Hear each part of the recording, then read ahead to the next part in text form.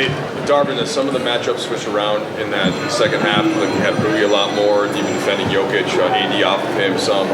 When did you decide to go to that adjustment, and how much do you think it keyed the comeback before you fell short? Well, just, pivoting within the game, making a slight adjustment. Wanted to take A off as being the initial line of defense, and hopefully, Rui could turn him, make him go east-west a little bit more.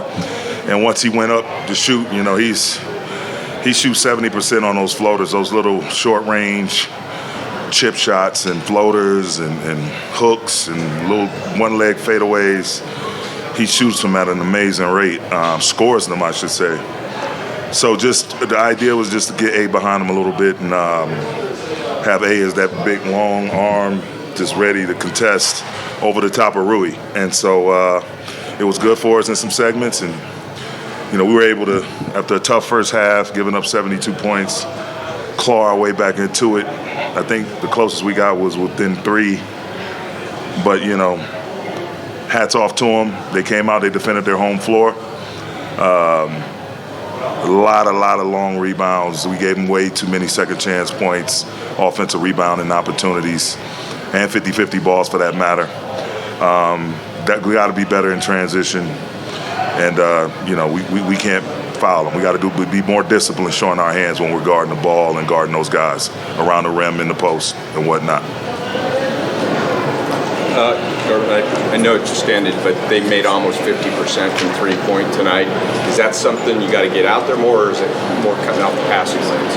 I just think it's a little bit of everything, man. It's a talented team. It's very few one-trick ponies that make it this far. And so, they're able to put pressure on you in the paint, pressure on you from the three-point line, very capable shooters, some of which are elite.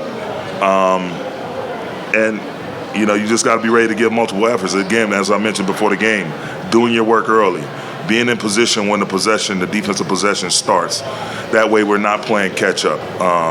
So we'll go back and look at the film tonight, see what we need to clean up, take a good look at that second half, see what went well, try to sustain the good stuff, and alleviate and repair the bad stuff. Yeah. Darvin, you guys started Dennis. I think they ended up with, offensive rebounds on 9 of their 11 first missed shots. How did their size, especially against your smaller lineup, affect the game? Or do you think that will you reevaluate those 5? I mean, my first inclination is it's not even a size factor. It's a mobility factor. Meaning, like, bodies, we had guys, multiple bodies just standing around.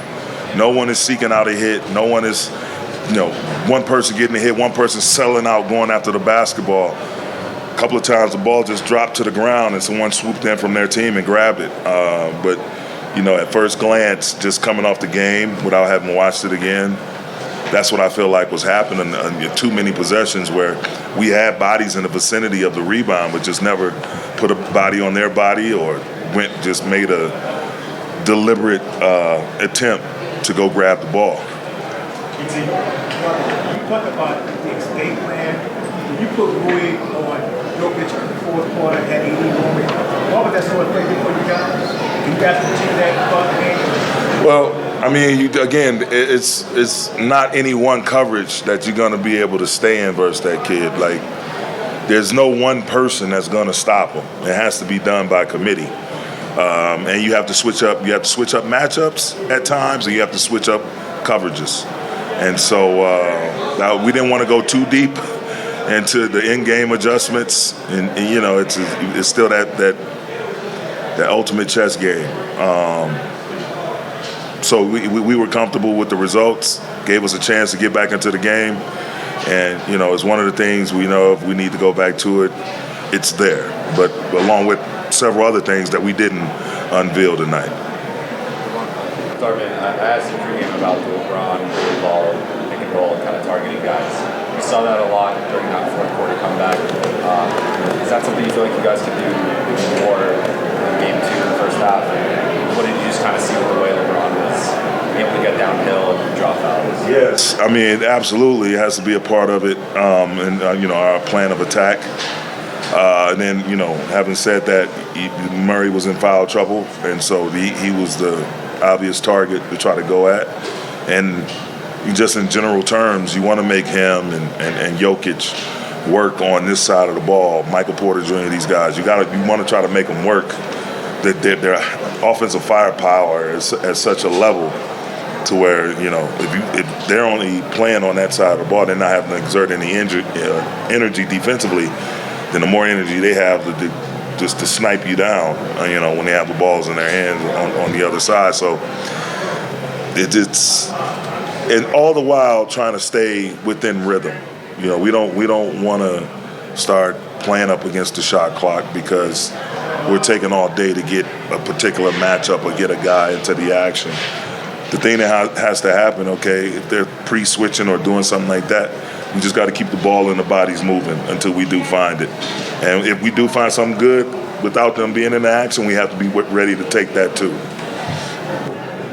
Darvin, you just mentioned not want to play too long into the shot clock. Is that sort of your mentality looking at that LeBron 3 above the break? You guys are down 3 with 40-some seconds to go. There's time on the shot clock.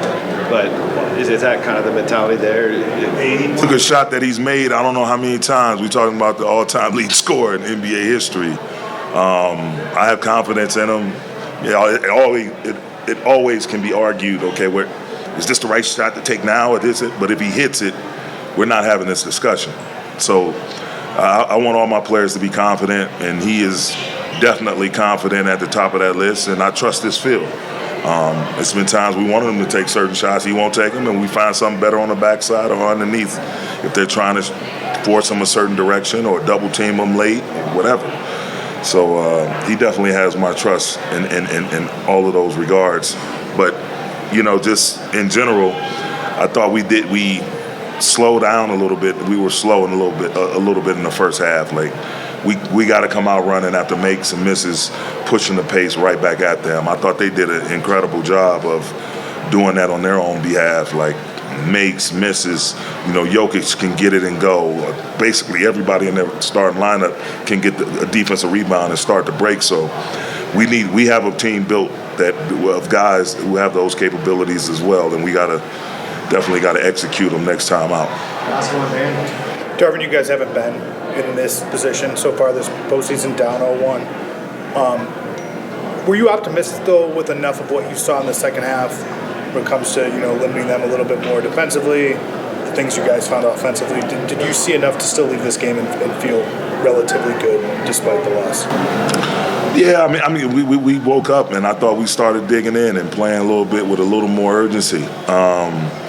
But there's no doubt in my mind, when we come out for game 2, we'll be ready. We'll go back and do what we need to do for our team physically, start the recovery process now, break down the film, watch what we need to watch. But thank God it's the best of 7. It's not the NCAA tournament.